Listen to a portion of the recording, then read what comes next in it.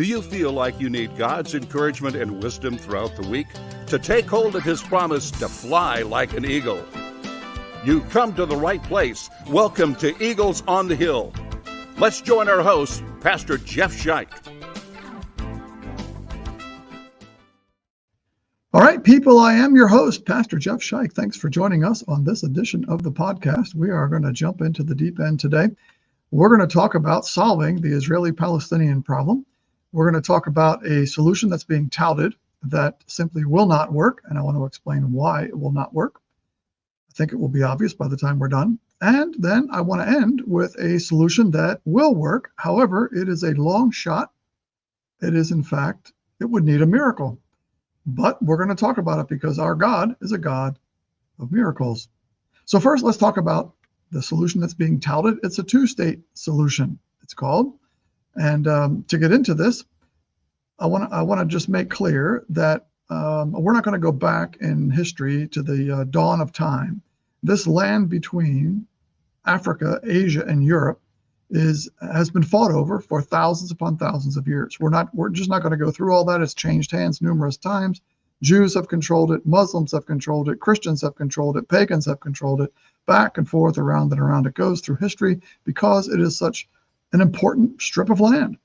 And it has taken on tremendous religious significance as well. So the furthest we're going to go back is World War I, which is over 100 years ago. That's plenty far back. It's far enough to go and deal with geopolitics from there forward. All right, so we're not going to go back to the time of King David and talk about Israel and the Old Testament. We're not going to talk about the Ottoman Empire and all of that. It's too far in the past. Let's stick with at least the last 110 years or whatever. All right. And like I said, we're going to examine this solution and we're going to see why this solution, this two-state solution, as it's called, will not work. And it's important for us to understand that. What is the two-state solution? The two-state solution is that there will be two nations living side by side in peace with one another. One nation will be a Jewish nation, the nation of Israel. The other nation will be an Arab-Palestinian nation, the nation of Palestine, potentially it would be called, living side by side, just like the United States and Canada live side by side. All right, that's the two-state solution. Now, that's what's being touted by politicians here in the United States. It's being touted by politicians all over Europe, by the United Nations, and on it goes around the world. Why will the two-state solution not work? We're going to get into that today, but we need to understand that it won't work.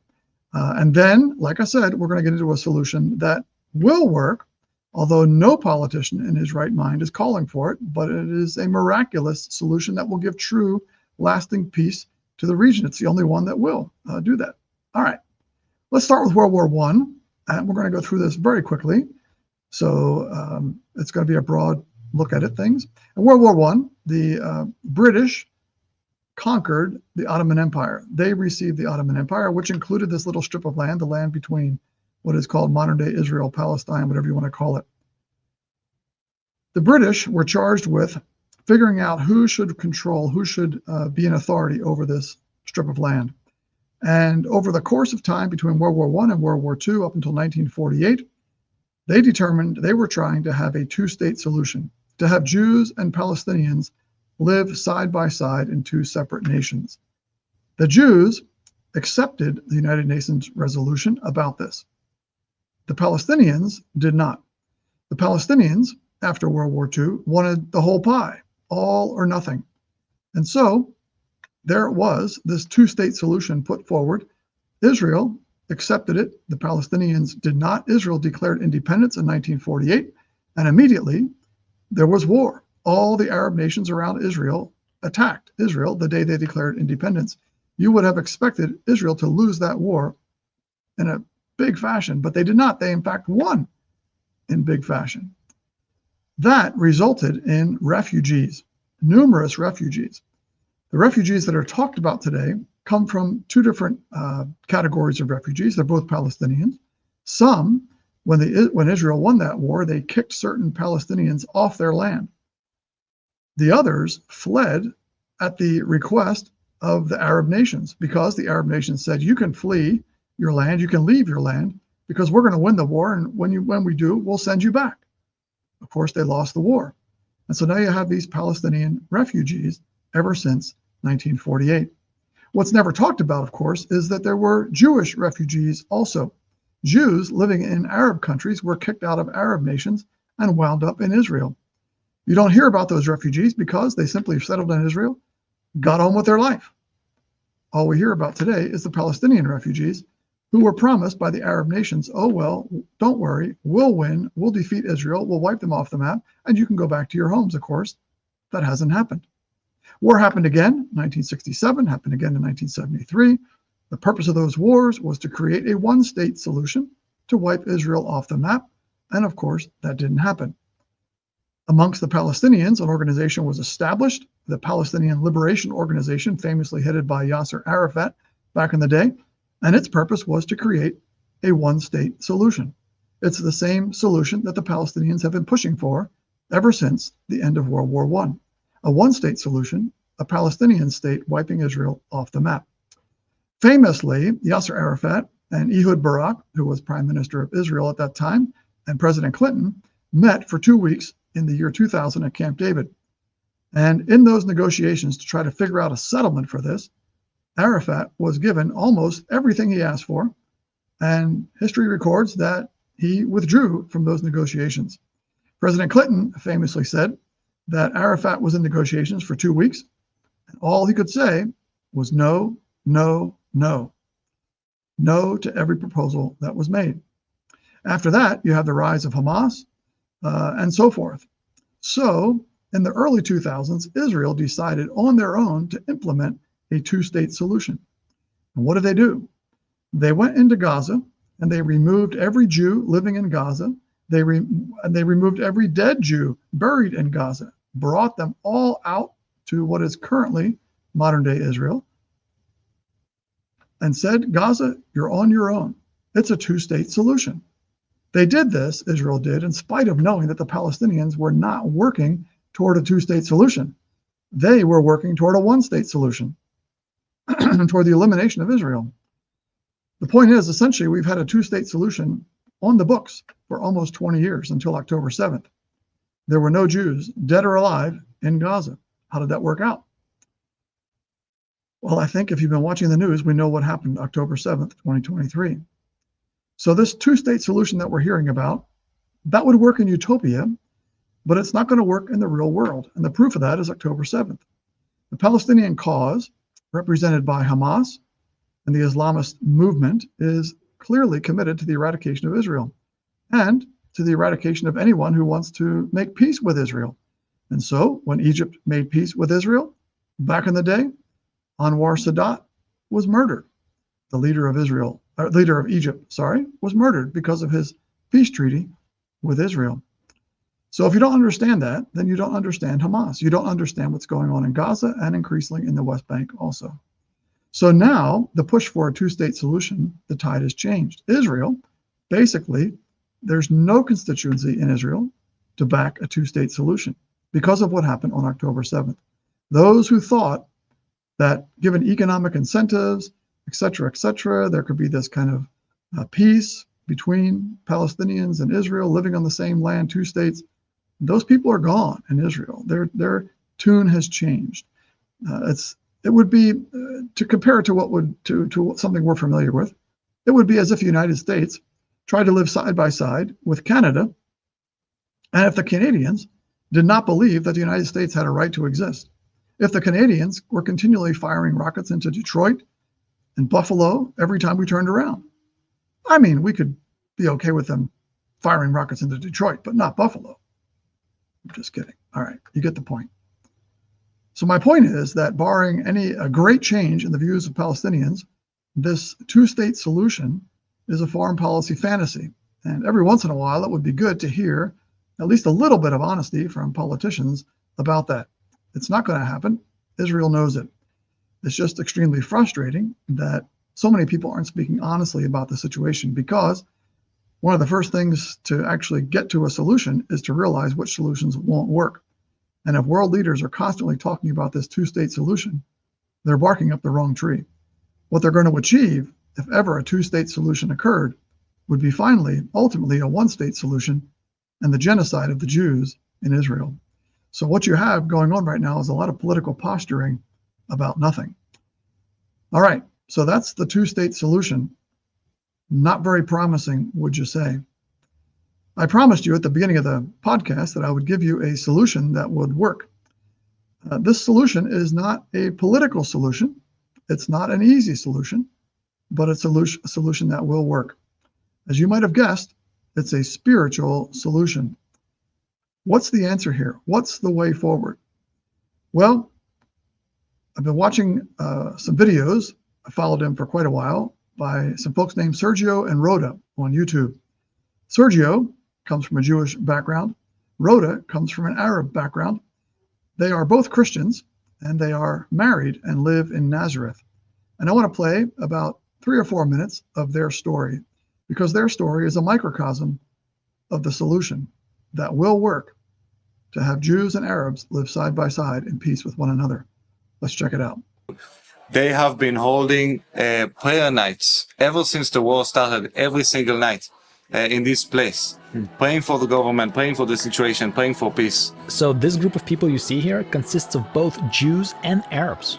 Because we are family, because we are one man. This is what God's done in us. Both Jews and Arabs get together to fellowship and worship. But it was tough the first few days of the war. Naturally, I felt lots of anger, lots of frustration. When you don't know what's going to happen, it's these situations that push you to God, to seek Him, because you have nothing to do in your own hands. Yeah. Amen. So how is this possible? How could these folks be together when most of Jews and Arabs are divided? In this group, in this circle, the reason is Christ. In fact, this is exactly how Rhoda and I met 15 years ago. Rhoda's dad organized a meeting at his church between Arabs and Jews. And some of you might not know this, but I'm a descendant from a Jewish family, while Rhoda of Arab. Yet we're both Israelis. And yes, I had to serve in the military. And when we were getting married, people told us, Jews and Arabs have such different cultures, we don't have anything in common. Your relationship is not going to last, it won't work. In fact, because we were from different races, we could not even legally get married in Israel. Yes, Rhoda and I had to fly to Cyprus to get eloped, then come back to Israel and show them the proper papers that we are already married, and only then Israel recognized our marriage. And then after that, we still did a big wedding ceremony with our pastor. On my side, I had about 30 people in total, most of them friends and family members, mom, dad, brother, cousin. But on the other side, Rhoda had mostly family come. About 800 people. Yes, actually it was more than 800, but the guy at the entrance said he stopped counting at 800. But far as we know, we were the first Israeli marriage between a Jew and an Arab girl. But how is this even possible? How could there be a reconciliation between the two groups of people? So here's what's interesting. After we got married, Rhoda and I moved to the US to do things that we thought people do in the US. Yard sale! Yard sale! But it was really because of my job. At that time, I thought there's no way our parents would ever be friends. I mean, they are so different, and without me and Rhoda being here, they have no reason to even get together. But then a few months later, after we moved, I get a call from my mom and she says, "We had such a great time at Rhoda's parents' place the other day." I was shocked, but apparently they were meeting on a regular basis despite us not being in Israel anymore. They would celebrate Jewish and Christian holidays together. They became not just friends, but family. In fact, when my dad had a heart attack, Rhoda's parents were by his bedside for days, with my mom the entire time. A few years later, when I asked my dad, how is all this possible, that you guys are friends? And I'll never forget what he said. He said, in Christ, there are no differences.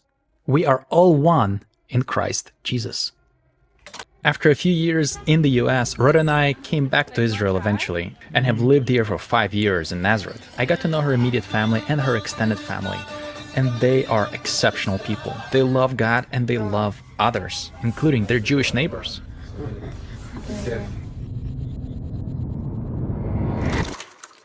So, is there hope for peace? Yes, there certainly is. Is there hope for peace? Yes, there certainly is. The solution is not a political one. I don't have great ideas about the political solution, but I know what the real solution is. And you do too, I think, if you think about it. The real solution is Christ. Think about the situation in Paul's day between Jews and Gentiles, between Jews and Arabs. Paul says in Galatians chapter 3, in Christ Jesus, you are all children of God through faith. For all of you who are baptized into Christ have clothed yourselves with Christ. There is neither Jew nor Gentile, neither slave nor free. There is neither male nor female, for you are all one in Christ Jesus. And in Ephesians chapter 4, Paul says, be completely humble and gentle, be patient, bearing with one another in love. Make every effort to keep the unity of the Spirit through the bond of peace. For there is one body and one Spirit, just as you were called to one hope when you were called, one Lord, one faith, one baptism, one God and Father of all, who is over all and through all and in all. That's the hope. And it's not just a wish. Look what happened in Paul's day as Paul set out from Antioch to go around the Roman Empire. The church was just Jewish at that time, but the church quickly took on many, many more Gentiles as they came to faith in Christ as well. And so Paul said, there is neither Jew nor Greek. There's neither Jew nor Arab. You heard that in Sergio and Rhoda's testimony as their families have joined together in Christ. They've broken the bonds that separated them as Jew and Arab. Is this a long shot? You bet it is. For all Jews, for all Arabs to know Jesus, it's a long shot. But our God specializes in long shots. Our God specializes in raising the dead to life, doesn't he? It's the story of the resurrection. It's not just a story, it's an account. It's what really happened.